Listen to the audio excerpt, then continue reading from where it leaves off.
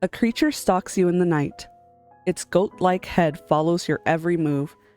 You hear the flapping of large bat wings and turn to see a hooved monster standing on its hind legs staring down at you. Welcome to Below the Forest Floor. My name is Nancy and I'm here with my husband/co-host Ryan. Hello. On today's episode, we will be discussing the Jersey Devil and answering questions such as, what does Benjamin Franklin have to do with this urban legend? For those of you who have never heard of the Jersey Devil, here is the classic urban legend that started it all. The Jersey Devil is said to roam the New Jersey pinelands, and many people have told others of scary encounters on dark nights in the wilderness of the pines. Its screams are said to be quite chilling to the spine. The creature is believed to be the unwanted 13th child of Mother Leeds. According to those in the know, Mother Leeds, before the birth of her 13th child, declared that she wished the devil would take the child away after it was born. At birth, the child suddenly changed into the ugliest of creatures and flew away into the vast darkness of the pinelands.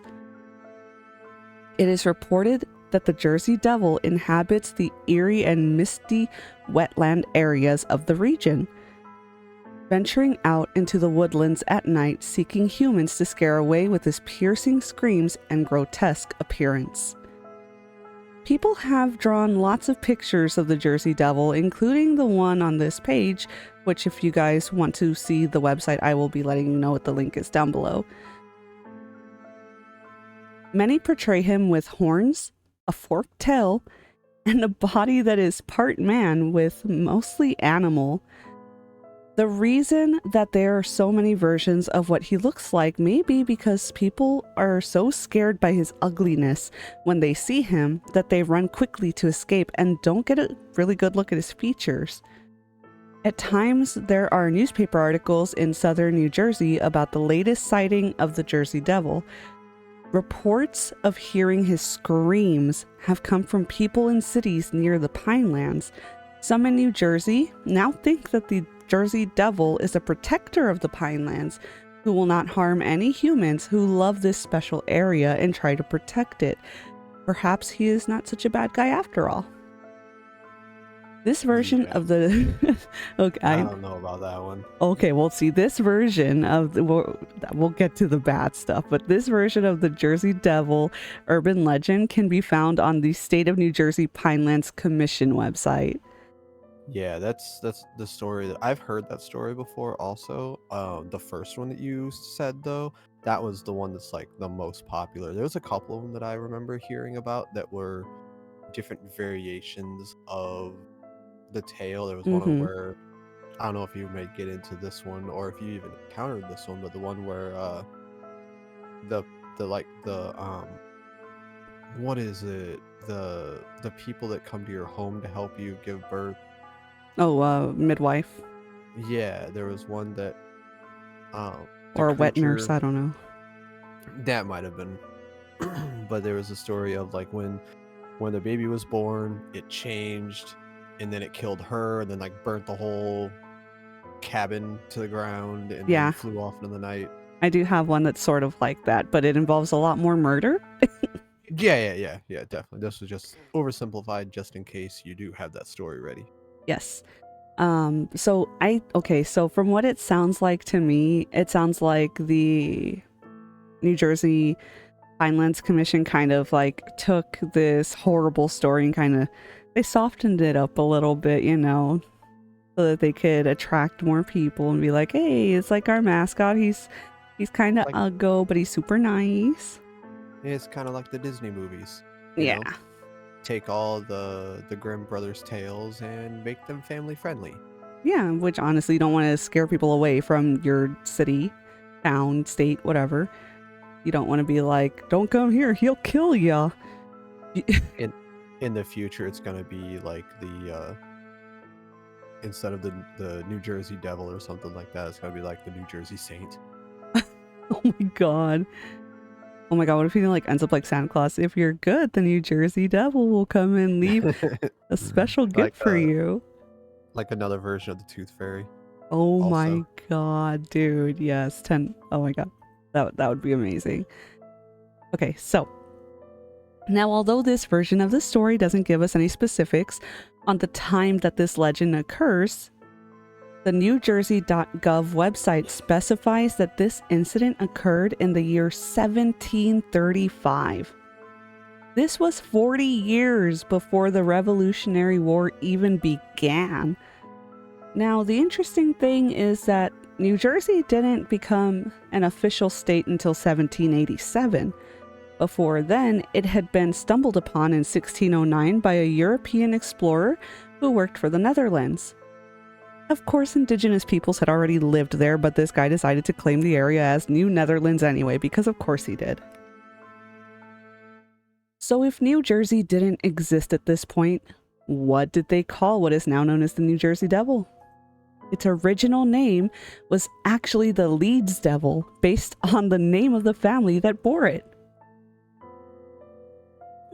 yeah, I would kind of hope so. I was curious as to what it would be called before, since it was technically around before Jersey was a thing, and then the name just kind of like became the Jersey Devil. Unlike the legend told above, which depicts a more passive retelling of tonight's creature, another story tells the tale of murder and destruction. According to the website weirdnewjersey.com or weirdnj.com, this is how the story really went. Legend has it that in 1735, a Pines resident known as Mother Leeds found herself pregnant for the 13th time. Leeds is the name of one of New Jersey's earliest settlers, and many descendants of the Leeds family can still be found throughout New Jersey to this day. And this part isn't a part of the story, but after I did a little bit of research, I did find out that the Leeds family did exist, and not only did they exist, they actually had a run-in with someone famous. Mother Leeds was not living a wealthy lifestyle by any means. Her husband was a drunkard who made few efforts to provide for his wife and 12 children. Reaching the point of absolute exasperation upon learning of her 13th child, she raised her hands to the heavens and proclaimed, "Let this one be a devil." Mother Leeds went into labor a few months later, on a tumultuously stormy night, no longer mindful of the curse that she had uttered previously regarding her unborn child. Her children and husband huddled together in one room of their Leeds Point home, while local midwives gathered to deliver the baby in another. By all accounts, the birth went routinely, and the 13th Leeds child was a seemingly normal baby boy. Within minutes, however, Mother Leeds' unholy wish of months before began to come to fruition. The baby started to change and metamorphosized right before her very eyes. Within moments, it transformed from a beautiful newborn baby into a hideous creature unlike anything the world had ever seen. The wailing infant began growing at an incredible rate. It sprouted horns from the top of its head. Talon-like claws tore through the tips of its fingers. Leathery, bat-like wings unfurled from its back, and hair and feathers sprouted all over the child's body. Its eyes began glowing bright red as they grew larger in the monster's gnarled and snarling face. The creature savagely attacked its own mother, killing her, then turned its attention to the rest of the horrified onlookers who witnessed its tempestuous transformation. It flew at them, clawing, biting, voicing unearthly shrieks the entire time. It tore the midwives limb from limb, maiming some and killing others. The monster then knocked down the door to the next room where its own father and siblings cowered in fear and attacked them all, killing as many as it could. Those who survived to tell the tale then watched in horror as the rotten beast sprinted to the chimney and flew up it, destroying it on the way and leaving a pile of rubble in its wake. The creature then made good its escape into the darkness of desolation, into the pine barrens, where it has lived ever since. To this day, the creature, known varyingly as the Leeds Devil and the Jersey Devil, claims the pines as its own and terrorizes any who are unfortunate enough to encounter it. To read, That's the story that I know of. that's the one that I was like, Yep. ooh, wait for this one. That's the one that I like that story the most because it kind of has all the greatest hits of a cryptid story, you know? Yeah, it's spooky. There's murder, there's the legend, there's the name, there's how it came to be. And to read the rest of the story, make sure you head on over to the weirdnj.com/story/Jersey Devil website. It's a great resource for all strange happenings in New Jersey, and it's got a lot more information than just this story. Now there was some crazy things that do happen in the Pine Barrens. Like Really? there was a Destination Truth episode where they were in the Pine Barrens. I believe it was Destination Truth at least, but I remember that they had captured like some pretty crazy like screams out in the forest. Do tell. I didn't watch that episode. We'll have to watch it sometime. I cannot remember much about it. I just remember like some of the sounds just, of course, since excuse me, it was a TV show and everything, so it could have been edited, of course.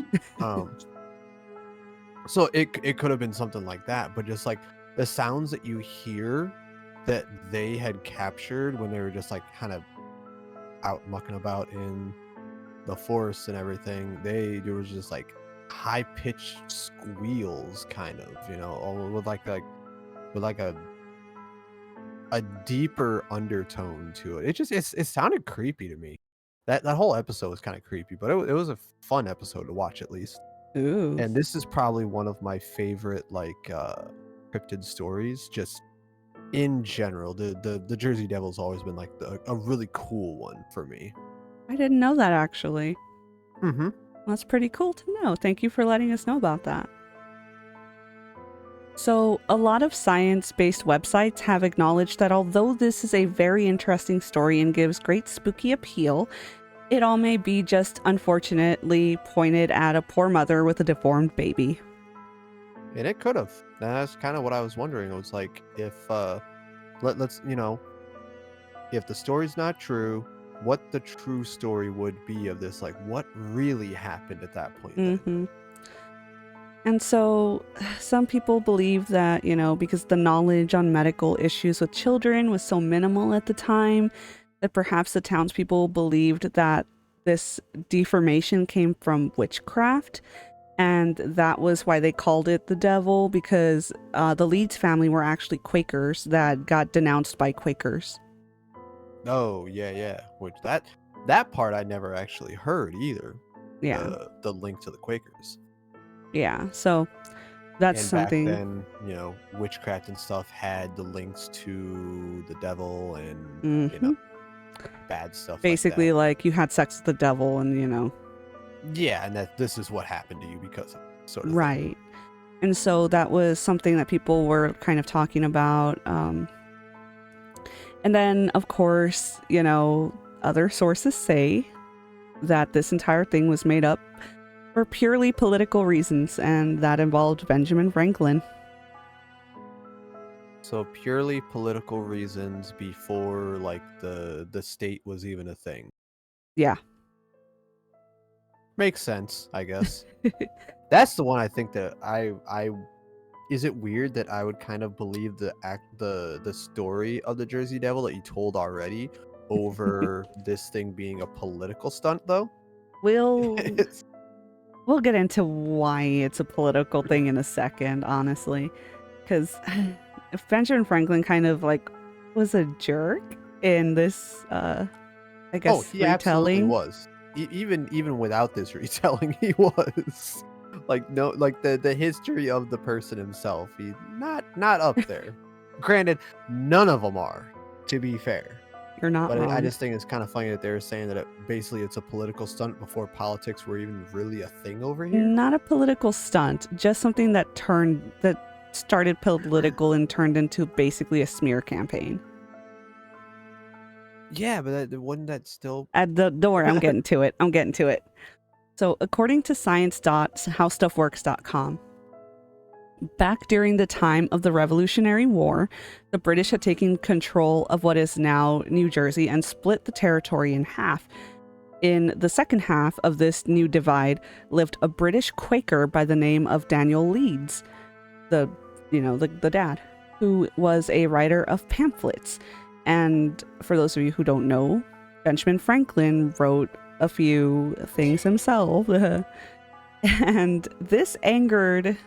So, okay, I got ahead of myself. Daniel, before his death, wrote an almanac, and it had to do with astrological phrases that the Quakers deemed as heathenism. Because astrology. And I was just waiting to see where that was going. For it's still going. It's still going. I was just like, of course the Quakers were like, heathen, used astrology, evil, which caused the Quakers to denounce him in their community and basically protest his pamphlets. This angered Daniel greatly, because of course it would. And he decided to team up with an anti-Quaker politician, well, multiple of them, in order to fire back at the Quakers who denounced him. Things only got worse at this point because the Quakers put out a smear campaign against Daniel, claiming that he was Satan's harbinger. After Daniel's death, this just continued, unfortunately. His son took over the family business, and his competitor was the writer of the Poor Richard's Almanac. Have we heard of that before? That does sound familiar, actually. It should. Benjamin Franklin wrote it. Okay. It is the Poor Richard's Almanac that we've all heard of in history class. So he was a competitor of the Leeds family from the Jersey Devil story. So Ben was out here. I know. Ben was out here being petty as hell, trying to stir up trouble to discredit the reputation of the Leeds family by using Daniel's astrological findings against them. He said that if they were true, then according to astrology, Daniel's son Titan would die at a certain time/day. Of course, Titan didn't die, and he was angry that Ben would act like this, so he put out his own angry letter calling Benjamin Franklin a fool and a liar. Then Franklin put out a response saying that the person calling him a fool and a liar was a ghost from beyond, since Titan was supposed to be dead, according to what his dad wrote. What a Chad name for a son, though, to be fair, especially back then. It's just so horrible. Like, all of this. Mm-hmm. Like, wow, this felt like reading this for the first time, because you saw me reading this. You didn't know what I was reading, but you saw me shaking my head. That's when you asked me if I was okay, because you saw me shaking my head, and I'm like, it's just this. This is just so stupid. It has been like that for ever. Like now we can see like that it never really got any better, when it comes to these types of things. It felt like I was reading an old-timey 4chan conversation with two nerds fighting. It was just so toxic. Because of basically being called out and discredited by the Benjamin Franklin, big hero back then. Hell, big hero now to a lot of people. People who already saw the Leeds family as heathens because of the astrology thing, kept going with the whole evil thing, and it turned into an urban legend, which is why so many people claim the Leeds family as the reason for the existence of the Jersey Devil, and called that guy a drunkard in their stories. And because this was the time of the Revolutionary War, some people claimed that the Jersey Devil was actually the spawn of a British soldier and a colonist who had fallen in love and had an illegitimate child out of wedlock. And those were the nicer people who were not trying to basically smear campaign the entire Leeds family honor. I'm just surprised that they went like the difficult route of smearing these people, and you had way too much ammo with just these people were poor and they had 12 kids with a 13th one on the way. There's plenty of ammo there. It's so horrible for you to say Well, that. I'm just saying is like, when it comes to people that are going to do something like that, Yeah. I'm surprised they didn't take the easier route, honestly. Well, it was back in the day, and I guess like the worst thing you could be called was a spawn of the devil, or that you could spawn the devil, I guess. Yeah. That you were a devil worshiper, and that's why your baby's the devil. Oh my god, they were so mean. So freaking nasty, dude. Like, reading this just kind of. And people didn't really live all that long because like the people that we see, thinking of like George Washington and everything, like George Washington was not even 20 when the war started. Mm-hmm. So it's like, and everybody's thinking it's this old man in the, start of the war and everything. It It's was like, a no, wig. it was the wig, but still, like, even the depictions like of his face is like, if a 20-year-old looked that chiseled and everything, you know, It's like, I'm only 15, walking with a walking stick with like 10,000 diseases, hunched over. that George Washington, like the axe that he carried around, it was not actually an axe, it was actually a walking stick, but it just kind of like the story grew and grew and grew. Oh my god, dude. Well, he already fucking, by the of his term, he already needed new teeth, which by the way are not made of wood. They were made from hippo Hippo? teeth. Oh, okay, I was gonna say just hippo. Yeah, I no, they thought it took was the whole something- hippo. I thought it was something else. What did you think it was? No, never mind. I don't want to know.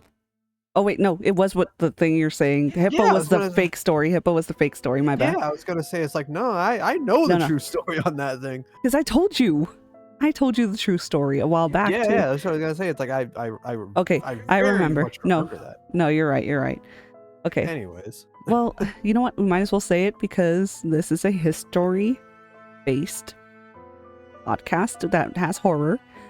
Yeah. The hippo thing was a joke. it was a fake story. It Fake was a story. fake story to cover up what really happened. George Washington's teeth was made from slave teeth. Enslaved people's teeth. Yes, That is the correct term. Yes, it is. So yeah, apparently it was enslaved people's teeth that were used to make his dentures. As horrid as that sounds, unfortunately, that is history. But yeah, during this time, that is where the Jersey Devil came to be.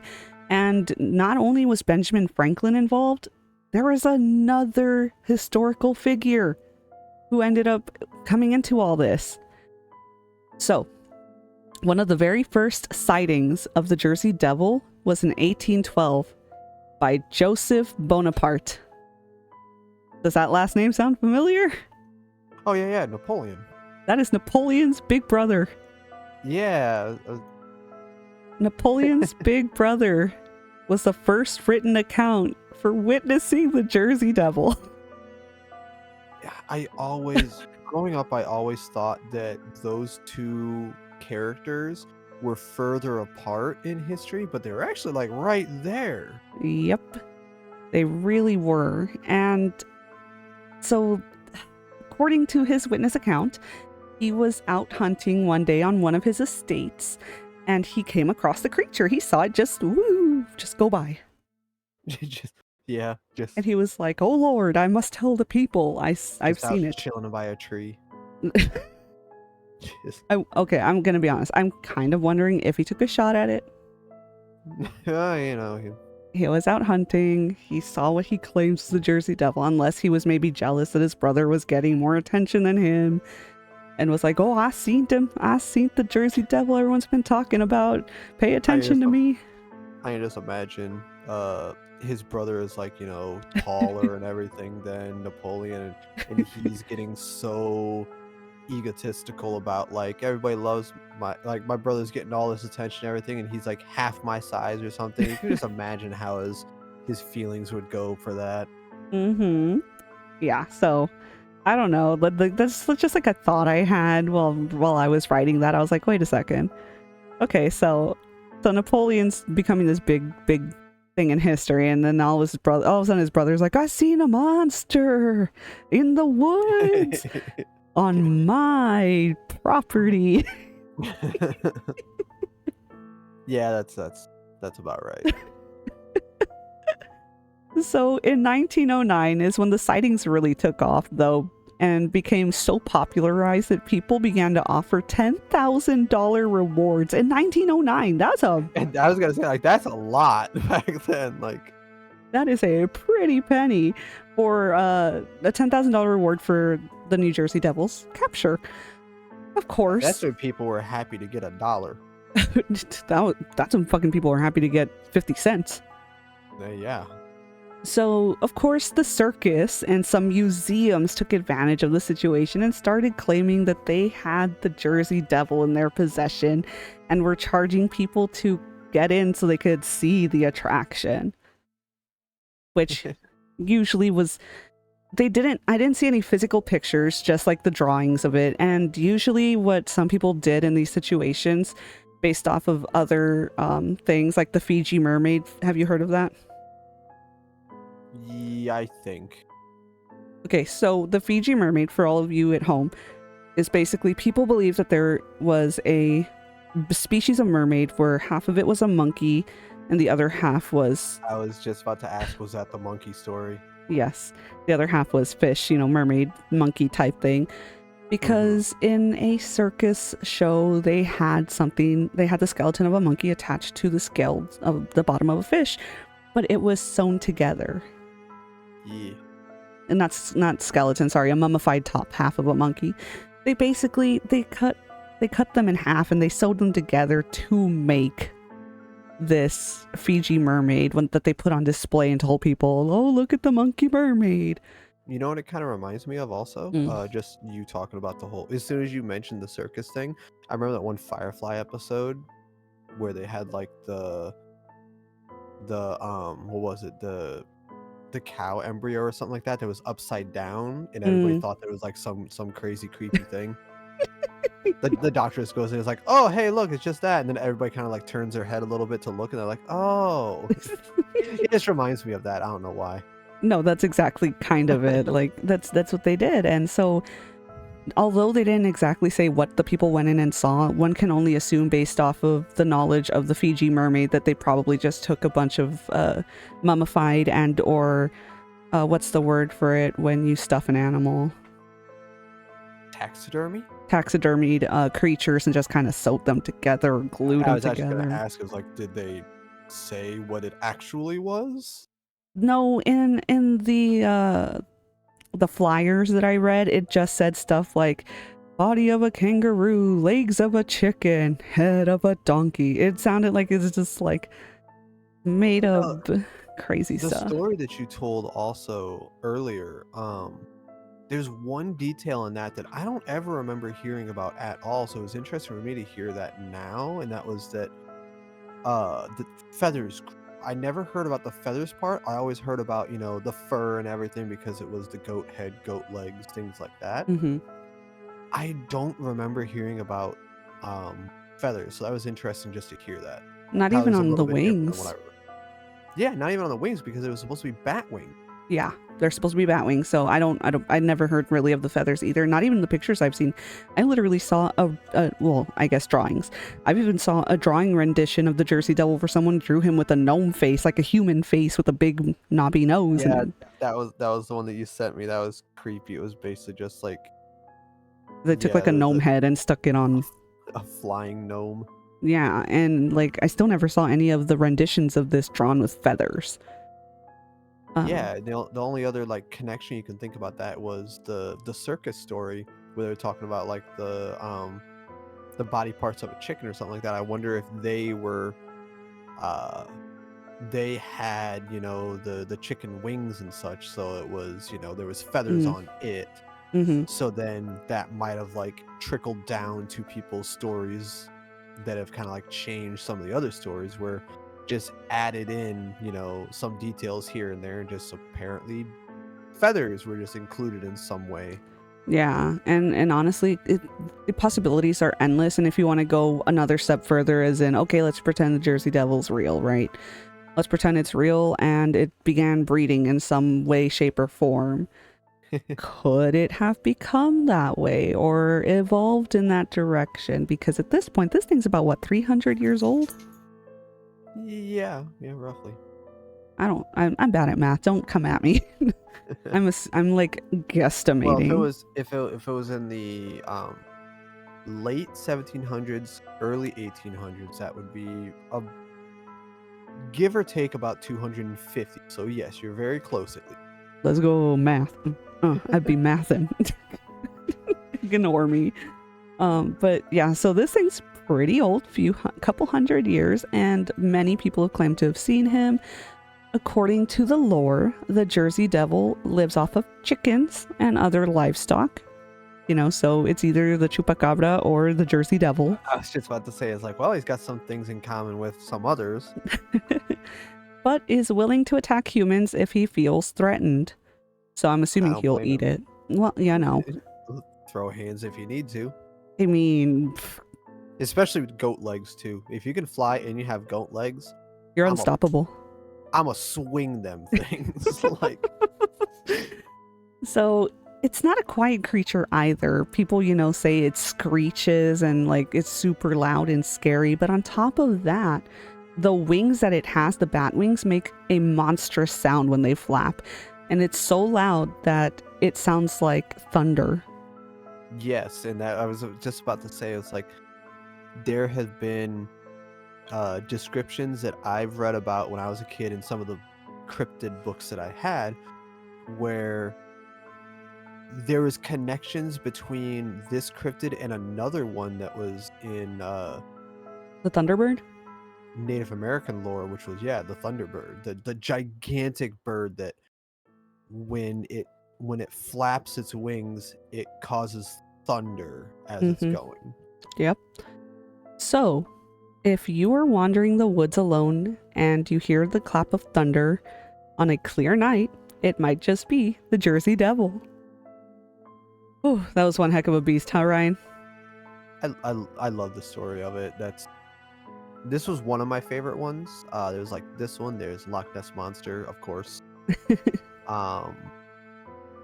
For a second, I was about to ask. I was like, we should do that one. I forgot we did, but that was a while ago. To be fair. We did. We even made a joke about how it was flying a spaceship and it was a cow. That's how I remember the story, was because I remember I have that picture in my head, which we still I have to draw that. I was gonna say, we gotta get that drawn.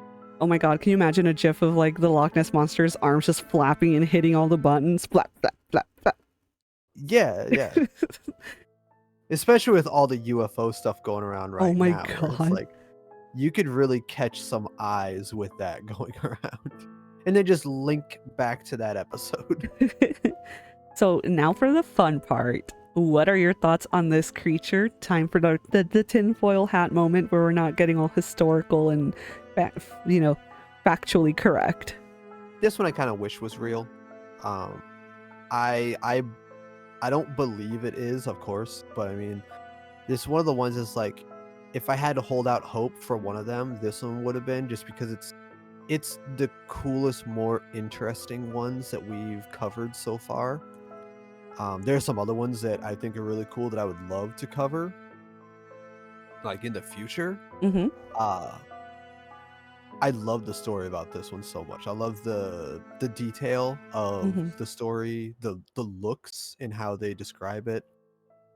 Yeah. But what's your thoughts on it? First of all, I just wanted to say I'm glad you enjoyed it. Metro goes into these episodes completely not knowing anything.